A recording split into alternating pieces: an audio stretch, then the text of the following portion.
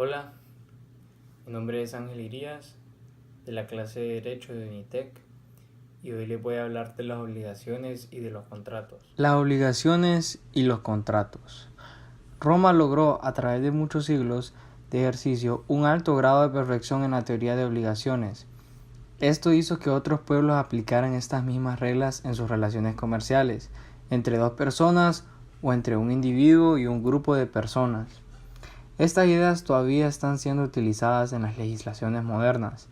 Después de más de 20 siglos de haber sido creadas, las institutas de Justiniano definían a la obligación como un lazo de derecho que nos sujeta a la necesidad de pagar alguna cosa conforme al derecho de nuestra ciudad. Hoy como ayer se entiende que la obligación es un lazo que une entre sí a las personas entre quienes ha sido creada, siendo este un lazo puramente jurídico. La obligación. Los jurisconsultos romanos usaron el término obligatio como significado de obligación. Sentido lato sirve para designar el crédito, lo mismo que la deuda. Roma llevó la teoría de las obligaciones a un alto grado de perfección, haciendo que otras naciones aplicaran estos mismos métodos en sus relaciones comerciales. Aún hoy en día, los contratos romanos son usados casi sin cambios en todo el mundo en relaciones comerciales entre individuos, las personas morales y aún en los tratados entre las naciones. Las obligaciones que nacen de los contratos. Para que exista un contrato debe existir primero una convención. Por eso debemos buscar el significado de la palabra convención. Convención, del latín conventio, que significa convenir o venir juntos.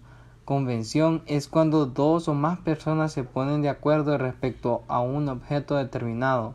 Es decir, que estas personas formalizaban una convención determinada a producir un efecto jurídico, teniendo el propósito de crear, modificar o extinguir un derecho. Es de las convenciones que tienden a crear un derecho que nace el contrato.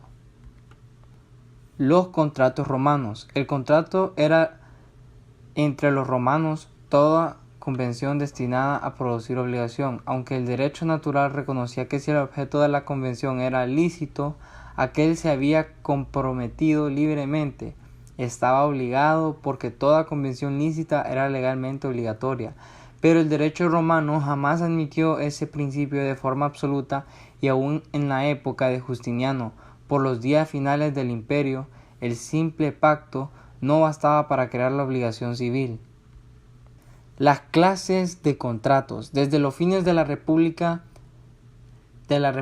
se determinaron 4 clases de contratos, según las formalidades de la convención. Primero, los contratos verbis o verbales, los cuales estaban acompañados de palabras solemnes. Segundo, los contratos literis o literales, que exigían menciones escritas. Tercero, los contratos en re, que son imperfectos. Solo lo son cuando se le ha entregado una cosa o un objeto al deudor. Esto puede ser el mutuum o préstamo de consumo, el comodato o préstamo de uso, el depósito y la prenda. Los contratos formados solo consensus, donde solo existe el acuerdo entre las partes. Estos son la venta, la sociedad, el mandato, el arrendamiento. Los contratos consensuales. El derecho romano consideraba obligatorias otras convenciones, unas por el derecho civil, como la paeta adjeta, llamada por los comentaristas contratos innominados, otras por el derecho pretoriano, como el pacto de constituto, el pacto de juramento y el pacto de hipoteca, y las otras convenciones reconocidas por las constituciones imperiales, como el dar entre vivos y los pactos legítimos. Elementos generales de los contratos. En el derecho romano los contratos contaban con 3 partes, a saber, el consentimiento de las partes, su capacidad y un objeto valedero. Veamos detalladamente cada una de estas partes: el consentimiento, del dolo y de la violencia. Gracias por su atención.